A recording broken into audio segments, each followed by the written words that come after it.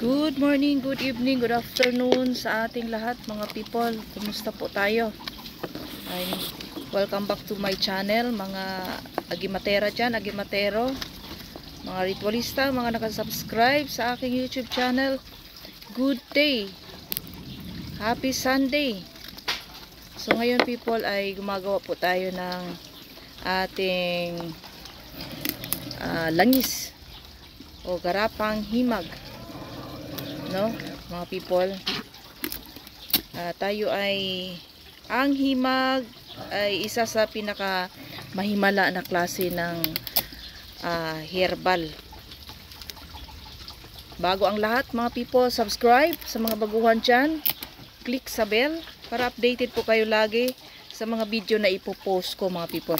Ang aking mga ginagawa ay kami po talaga mismo ang gumanap o gumawa ng mga sangkap o mga bote-bote. Binibili rin natin ang mga garapang ito sa mga salasada mga people.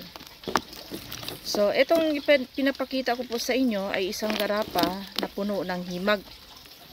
Tapos lagyan din natin yan ng konting orasyon para mas mabisa. Yan people. So ang himag people, ito meron tayong himag na buo. Marami rin tayong himag na buo mga people. Marami pa tayong mga himag na buo. So ito mga chop-chop na natin to mga people. Na-chop-chop na natin yan mga kautol. Ito kung bakit natin tinatawag na himag or dugtong ahas. Yan, pakita natin yan, no. Kung babaliin natin ay mayroon siyang sapot mga kapatid. Yan, ayan ang sapot niya. Yan sa loob. Yan ang sapot mga pips.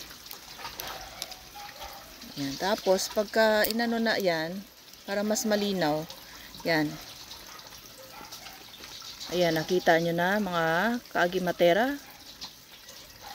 Mga people, yan ang himag. Yan ang may sapot, no? Bira lang tayo mga people makatagpo ng ganito. Ito yung kahoy niya. Biraan tayo makatagpo ng himag or dugtong ahas, tambauli. Yan po siya ang mga ano natin people. Tambauli, himag, dugtong ahas. Bakit siya tinatawag na dugtong ahas o ano? Kasi yung sapot niya mga people ay pagka ano, nababalik. Yan. Ito rin po, gamot din po to sa mga binat-binat. Herbal na rin po ito. Pwede itong ihalo ang mga ano nito sa garapang inumin na alak, no? Pwede sa alak ilagay. Pwede ito siya. Pwede din ilaga ninyo. So maraming karga, maraming gamit, benefits ang himag mga people. So etong ano natin, piniprint, nagpa-print tayo para yan.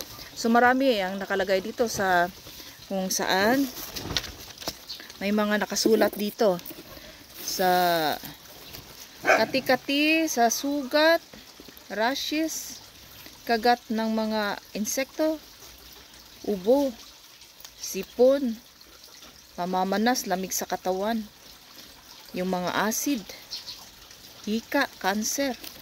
Yun pala, marami palang karga to mga people.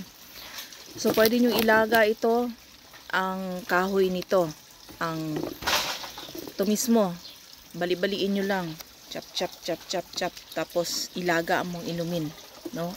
Subok ko na rin yan. Pagka nilaga mo, nagkukulay siya yellowish, no? Parang pumupula.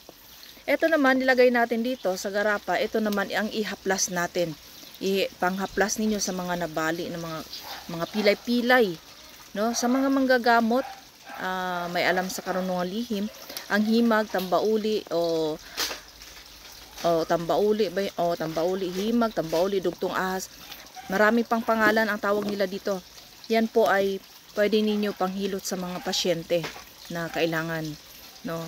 Yan. Yan na din ang panggamutan. Ito po ay hindi sa kulam. Hindi po ito sa kulam, ha. Maaari din palang sa kulam ito gamitin. Balik sa kanila ang gawa nila, no? So, pagka uminom ka nito at may kulam pa o ano man, yan, automatic na babalik sa kanila kasi tambauli, pasumbalik. himag, dugtong ahas. Sorry po. Yan. Kasi ito mga people, pagka ito ay ginamit mo pag pasumbalik sa tao na gumagawa sa'yo ng hindi maganda, siguradong babalik. No? Halimbawa, may tama ka, kinulam ka. Halimbawa, ako, kinulam ako. Gagamitin ko ito sa pangpasumbalik sa mga taong gumawa ng hindi maganda.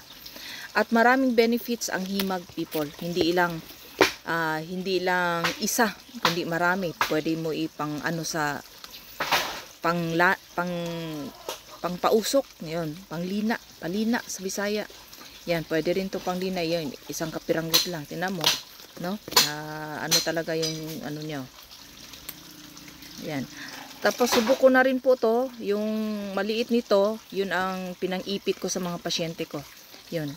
Talagang babalik na sa kanila ang gawa nila. Automatic General Round Protection, General Round. Ito po. Pagkakalikasan kasi people, napaka-mainam pagdating sa kalikasan kasi automatic gagana. Okay people? Nakapag-explain ako sa inyo ng konti. Naway maintindihan ninyo at nakakuha kayo ng simpleng idea. God bless.